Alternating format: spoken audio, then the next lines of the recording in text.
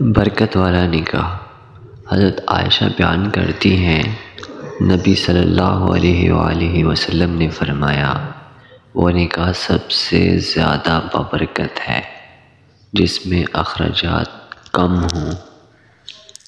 بیٹی کی پسند کو غلط سمجھ کر اس کی شادی کسی اور سے مت کرواؤ، کیونکہ اگر آپ نے تربیت اچھی دی ہے تو وہ ضرور ایک اچھے انسان کا انتخاب کرے گی، کیونکہ ایک بیٹی اپنے باپ کی عادت ہی اپنے شوہر میں تلاش کرتی ہے۔